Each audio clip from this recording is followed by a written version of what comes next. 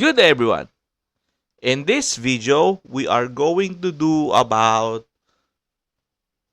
some realities that the board exam is. So, kwento ko sa inyo. So, first and foremost is the number 2 pencil that is prescribed by the PRC. So, bakit number 2? Kasi pag number 1 kasi, pag shinadan nyo, it's too light. Baka hindi ma-detect ng machine yung inyong sagot. So, useless din.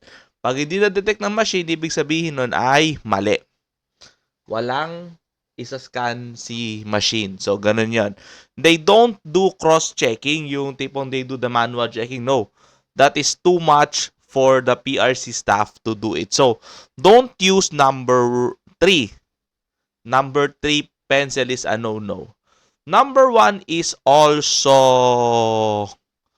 not recommended. It is mainly because of how hard it is to erase.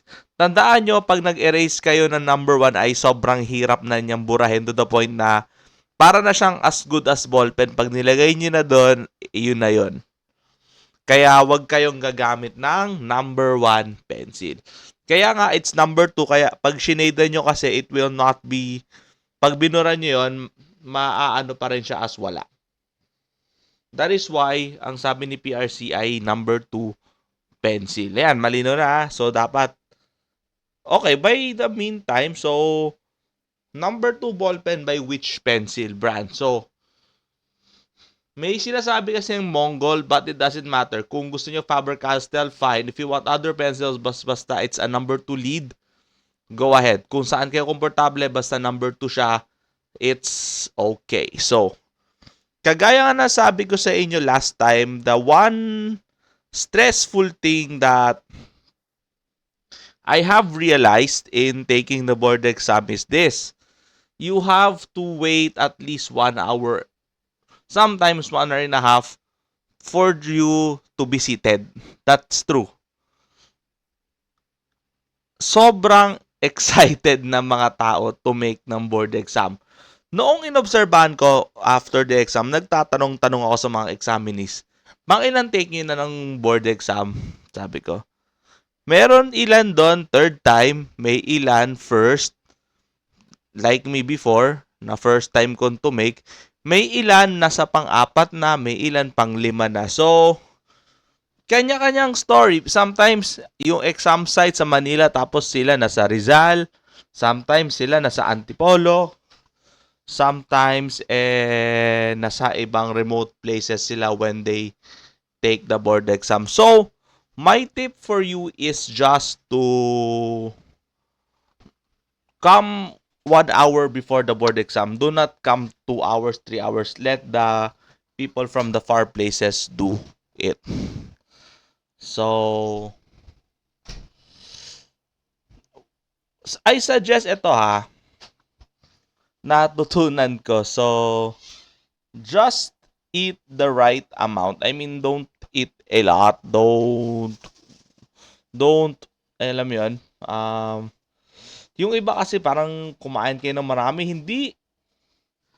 Yung may mga napansin ako nung talagang kumain ng marami, nag-crash, medyo inaantok-antok. So, just eat the right amount, yung konti lang, and then, yun na yun. Yun lang ang kailangan. Tapos, may break time naman dun eh. Pwede naman kayong sumundot dun ng pagkain, di naman kayo pagbabawalan. Basta matapos nyo lang yung isang part ng exam, pwede na kayong kumain dun. So, wag kayong matakot na parang baka wala na kayong makainan.